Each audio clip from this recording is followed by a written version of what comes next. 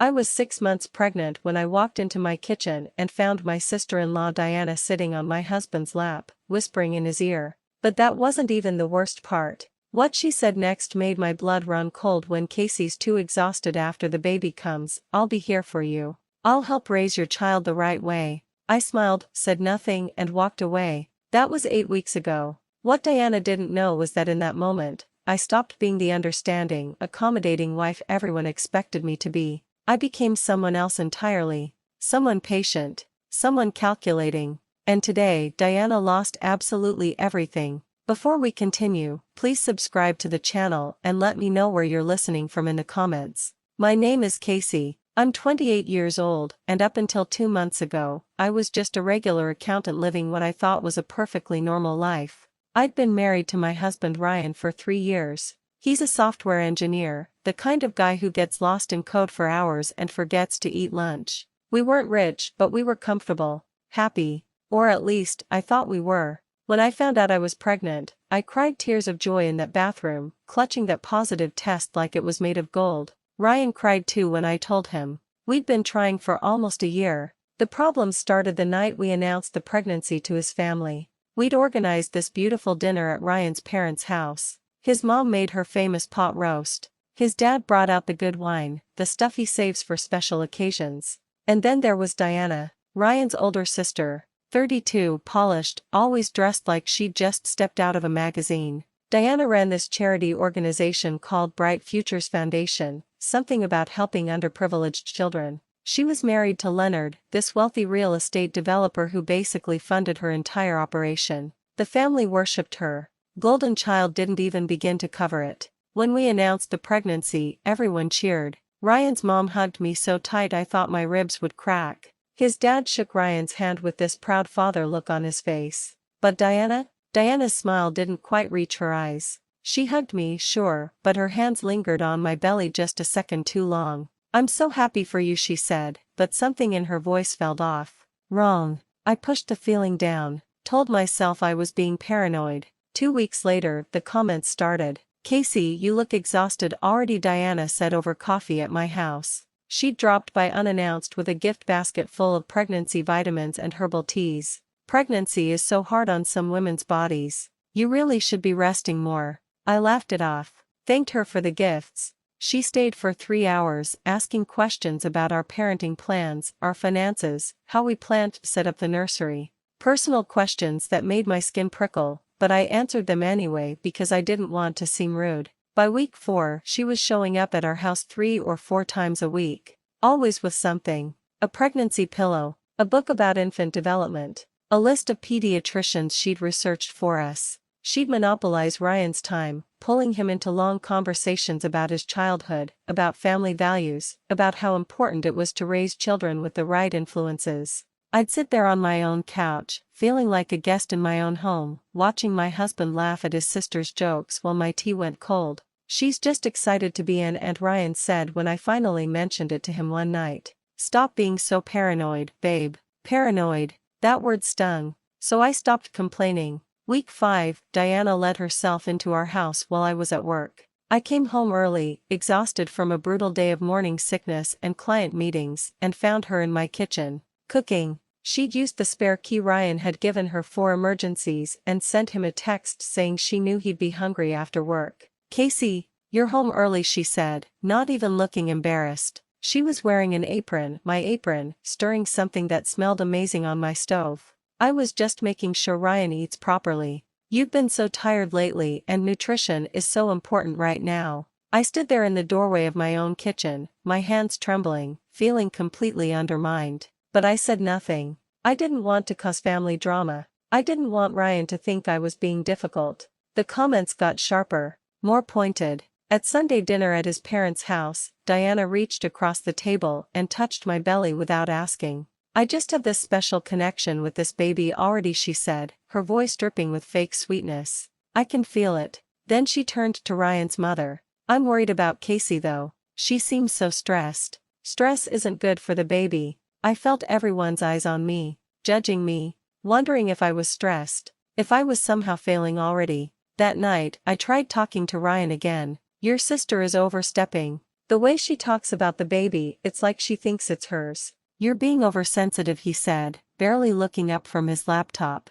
Pregnancy hormones, babe. Diana means well. She's always been the caring type. Why are you trying to push my sister away? I started doubting myself. Maybe I was overreacting. Maybe the hormones were making me irrational. Maybe Diana really was just trying to help. By week 7, Diana's presence in our lives had become constant. She was at our house constantly. She offered to come to my doctor's appointments with me since Ryan's so busy with work. She bought nursery furniture without asking, in styles I would never have chosen. She made comments like when I have the baby on weekends and after I teach them to read using possessive language that made my stomach turn. Every time I mentioned it to Ryan, he shut me down. She's just invested. That's what family does. You're being dramatic. Then came week 8. The day everything changed. I came home from work around 6 in the evening. I'd left early because the morning sickness had been particularly brutal. I walked through the front door, exhausted, just wanting to lie down. And there they were, in my living room. Diana sitting on Ryan's lap on the couch, her hand on his chest, both of them laughing about something. I froze in the doorway, my key still in my hand. Diana saw me, and she didn't move. She just smiled at me, that cold, calculated smile. Oh Casey, we were just talking about baby names. Ryan and I always had the same taste in everything. She stood up slowly, deliberately, smoothing down her dress. And then she leaned down, close to Ryan's ear but loud enough for me to hear every word. When Casey's too exhausted after the baby comes, I'll be here for you, Ryan. I'll help raise your child the right way. She doesn't come from a family like ours. She doesn't understand our values. My hand started shaking. My vision blurred, but I didn't scream. I didn't cry. I just said I'm tired and walked to the bedroom. Ryan followed me 20 minutes later. Why did you storm off like that? Diana was just being nice. You embarrassed me in front of my sister. I lay there in bed that night, my hand on my growing belly, feeling my baby move for the first time. And I realized something. Ryan wasn't going to protect me. His family wasn't going to respect me. And Diana? Diana was actively trying to destroy my marriage so she could take my place. So I made a decision. I wouldn't react. I wouldn't cry or beg or plead. I would watch. I would wait. I would gather evidence. And when the time was right, I would make sure Diana regretted ever targeting my family. I grabbed my phone and created a new folder. I labeled it Garden Ideas so Ryan wouldn't be suspicious if he saw it. But inside that folder, I would document everything. Every text. Every visit. Every manipulation. Diana thought she was winning. She thought I was weak. She had no idea what was coming. I didn't confront Ryan again after that night. I learned my lesson. Instead, I became someone I never thought I'd be. I started investigating my own sister-in-law. And what I found made that kitchen incident look like child's play. Week 9, I started paying attention to the little details. Diana would mention these potential donor meetings constantly. Always at night. Always at expensive restaurants. I'd see her Instagram posts, these perfectly filtered photos of her at steakhouses and wine bars, tagged as charity fundraising dinners. But here's the thing about being an accountant. Numbers are my language. So I pulled up the Bright Futures Foundation's public event calendar. None of these dinners were listed. Not a single one. My brain started working overtime. If these weren't official charity events, what were they? Week 11 brought the first real crack in Diana's perfect facade. We were at a family barbecue at Ryan's parents' house. I was helping Ryan's mom in the kitchen when I heard Diana's voice coming from the hallway. She was on the phone and her tone was nothing like the professional charity director voice she usually used. I can't wait to see you Thursday, she was saying, her voice low and flirtatious. No, Leonard's flying to Chicago for that conference. Yes, the usual hotel. I froze, a plate halfway to the sink. Then Diana walked around the corner and saw me standing there. Her expression changed instantly. Yes, Mr. Richardson, Thursday's donor meeting will be very productive. I'll send you the updated proposal. Thank you so much for your continued support. She hung up and smiled at me. Big donor. Very important to the foundation. Of course, I said, smiling back. That night, I looked up Mr. Richardson. He wasn't on any of the foundation's donor lists. But he was all over Diana's Instagram, leaving comments with heart eye emojis on her photos. He was a divorced lawyer, successful, and definitely not behaving like a professional donor. I screenshot everything and added it to my folder. By week 12, Diana had completely infiltrated our lives. She had our alarm code now. Ryan had given it to her without even asking me. I came home from work one afternoon to find her in our bedroom, going through my maternity clothes. "Just seeing what you have," she said brightly, holding up one of my dresses. "I want to buy you the right things. These clothes are so budget." Something inside me snapped. "Diana, please don't come into our bedroom without asking." Her mask slipped for just a second. Her eyes went cold. "This baby is Ryan's family too. You don't get to shut us out." That night, Ryan was furious with me. "She's trying to help and you keep attacking her. What's wrong with you? Are you trying to alienate my entire family?" I realized then that Ryan wouldn't believe me without concrete proof. Words wouldn't work. I needed evidence he couldn't deny. I ordered a small recording device online, the kind that looks like a USB charger. Week 13, I started following the money. Diana's charity was funded primarily by Leonard's real estate company. As an accountant, reading financial statements is second nature to me. I pulled up Bright Futures Foundation's public tax forms, their 990s, and immediately things didn't add up. Large payments to consulting firms that didn't seem to exist online. Expense reports showing luxury hotel stays and first-class flights for charity site visits to places like the Maldives and Bali. Destinations known for luxury resorts, not exactly hotbeds of child poverty. Diana wasn't just having affairs. She was stealing. Over $400,000 in questionable transactions over 2 years. Money disappearing into shell companies. Fake invoices. The kind of thing that could send someone to prison. I made copies of everything. Week 14, I started cross-referencing Diana's social media with Leonard's business travel schedule. Diana loved posting about being a lonely wife whenever Leonard traveled. She'd share these cryptic Instagram stories. Sometimes the best meetings happen after hours with a wine glass emoji. Not all networking happens in boardrooms with a winking face. Every single time Leonard was out of town, Diana was with someone else. I created a spreadsheet, tracking dates, locations, and the men who appeared in her photos. Richardson the lawyer, a man named Trevor who sat on her charity's board, a personal trainer named Kyle who she claimed was helping her stay healthy for charity runs. 3 men, maybe more. Week 15, I finally used the recording device. I hid it in our living room, disguised as a phone charger plugged into the wall outlet. Diana came over that evening when Ryan was working late. I stayed in the bedroom, pretending to rest, while my phone recorded everything through a connected app. Diana's voice came through crystal clear. "Ryan, you deserve so much better than this. Casey's not even trying to stay attractive for you anymore. Look at her. She's only 4 months pregnant and she's already let herself go. Once the baby comes, she'll be completely useless. I would never do that. I take care of myself." Then came the part that made my blood run cold. "Have you thought about what I said? About custody arrangements? Ryan, I'm serious. If things don't work out with Casey, and let's be honest, postpartum depression is so common, you're going to need family support. Real support. I've already been researching nannies. The good ones have waiting lists. We need to plan ahead." I listened to that recording 3 times, sitting on my bathroom floor with tears streaming down my face.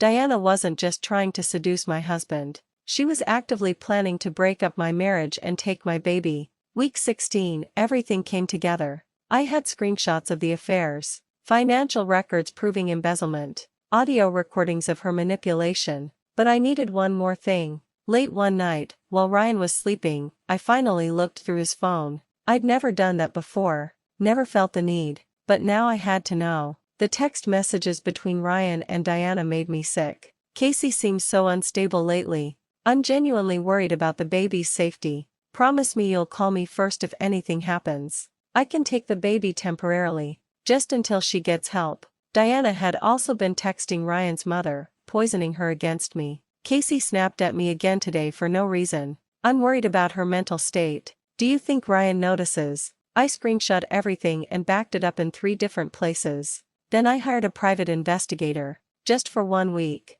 I needed professional confirmation of what I already knew. The PI came back with photos. Diana with Richardson at a hotel. Diana with Trevor having dinner while Leonard was in Seattle. Diana with Kyle entering her house when Leonard's car wasn't in the driveway. Now I had everything. Affairs, embezzlement, manipulation, evidence that would destroy her completely. But I couldn't just expose her. That would be too simple, too quick. Diana had spent weeks systematically trying to dismantle my life, trying to steal my husband, trying to take my baby. She deserved to lose everything, just like she'd tried to make me lose everything. I needed an ally, someone with power who Diana had also betrayed, someone who'd be just as motivated as me to watch her fall. I picked up my phone and composed an email to Leonard, requesting a meeting about making a donation to Bright Futures Foundation. He responded within an hour. "I'd be delighted to meet with you." Diana thought she was winning. She thought I was weak, hormonal, too tired to fight back. She was about to learn exactly how wrong she was.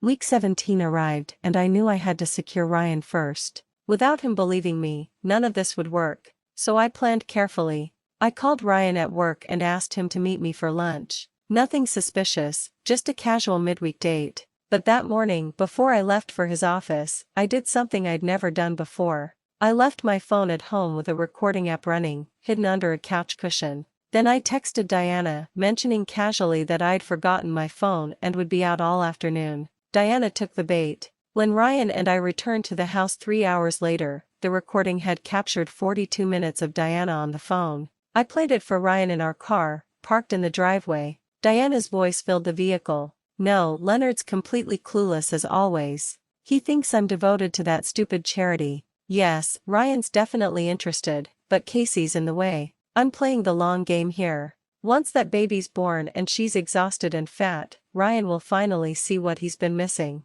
I practically live there already. It's only a matter of time." Ryan's face went completely white. His hands gripped the steering wheel even though the car was off. "There's more," I said quietly. "A lot more." I showed him everything. The affair photos. The text messages about taking our baby. The recordings of her talking about custody arrangements. Every manipulation, every lie, every calculated move she'd made against us. Ryan didn't speak for almost 10 minutes. When he finally did, his voice was shaking. "How long have you known?" 8 weeks, I said. "You didn't believe me before. I needed proof you couldn't deny." He looked at me with tears in his eyes. "I'm so sorry. I should have listened. I should have protected you." "You're listening now," I said. "And now we're going to protect our family. Together." We spent that entire weekend planning. It wasn't just my revenge anymore. It was ours. Week 18, I requested a meeting with Leonard under the pretense of wanting to make a substantial donation to Bright Futures.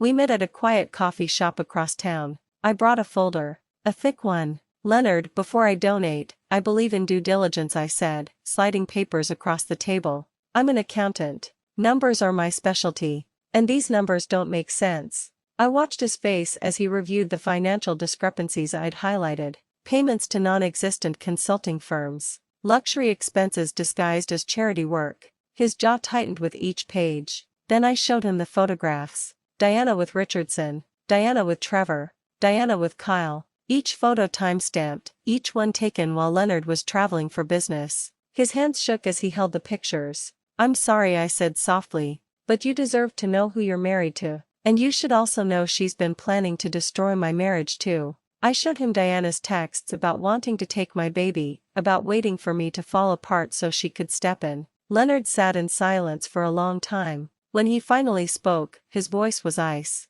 "What do you need from me?" "I need you to investigate the charity finances officially," I said. "And I need you to be ready when I make my move." "Consider it done," he said. Week 19 moved fast. Leonard hired forensic accountants who confirmed Diana had embezzled over $400,000 across 2 years. Money funneled through fake companies that ultimately led back to her personal accounts. Leonard was furious, but he agreed to wait for my signal. Meanwhile, I'd been planning Ryan's parents' 35th anniversary party. A big family gathering. Everyone would be there. Aunts, uncles, cousins, grandparents. 50 people, maybe more. Diana thought the party was partly in her honor. I'd spent weeks buttering her up, playing the defeated wife who'd finally seen the light about how helpful and wonderful Diana was. She believed every word. 3 days before the party, Leonard filed for divorce. Simultaneously, he suspended all company funding to Bright Futures Foundation pending a complete financial audit.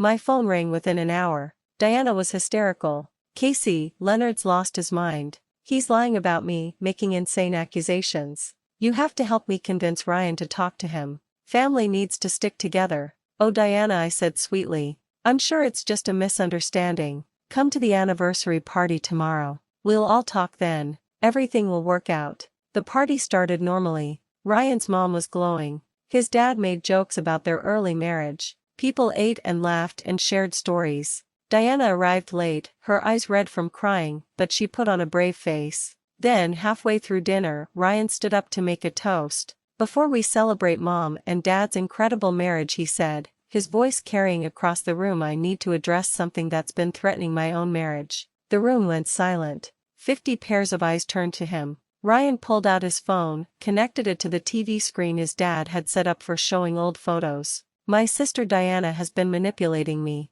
She's been trying to break up my marriage. And I think everyone should see exactly what she's been saying." Diana's text messages appeared on the screen. Messages about me being unfit. About taking our baby. About waiting for me to fail. Gasps echoed around the room. Ryan's mother's hand flew to her mouth. Diana stood up, her chair scraping loudly. "This is insane. Casey's manipulating all of you. She's always been jealous of me." I stood slowly, my hand resting on my pregnant belly. "Diana, should we talk about where you were last Tuesday night? Or Thursday afternoon? Or should we let Leonard explain?" Leonard stood from across the room. "My wife has been having affairs with multiple men for over a year. I have proof." He nodded to Ryan, who pulled up the photos. Diana with Richardson. Diana with Trevor. Diana with Kyle. The room erupted in shocked voices. "She's also been embezzling from the charity I funded," Leonard continued, his voice cold and clear. "Over $400,000. The police will be involved." Diana's face went from red to white. "You're all insane. I'm the victim here. Should I play the recording?" I asked quietly. "The one where you talk about breaking up my marriage and taking my baby? Or have we all heard enough?" Diana looked around the room at her family, at the disgust and betrayal on their faces, and ran. Just grabbed her purse and ran out the door. The police arrested her 3 days later. Leonard's evidence was overwhelming. The charity board fired her and released a public statement. The local news picked up the story. Charity director charged with embezzlement and fraud. The men she'd been seeing vanished instantly. The extended family cut her off completely. She was banned from every family event, erased from family photos on social media. Ryan's mother came to our house a week later, crying, "I'm so sorry, Casey. I should have listened to you. Diana always needed to be the center of attention, even as a child. I just never thought she'd go this far." Now, at 8 months pregnant, I sit in the nursery I finally got to decorate exactly how I wanted. Soft yellows and grays. A rocking chair by the window. Everything peaceful and mine. Ryan brings me tea and kisses my forehead. No more drama. Just us and our baby. My phone buzzes with a news alert about Diana's upcoming trial. I delete it without reading. "Just us," I agree, rubbing my belly. Diana tried to take everything from me. Instead, she lost everything herself. Her marriage, her career, her freedom, her family, her reputation. All of it gone. And me? I'm exactly where I should be. In my home with my husband, waiting for our baby. Sometimes the best revenge is simply protecting what's yours. Thank you for listening. Don't forget to subscribe, like, and feel free to share your story or opinions in the comments.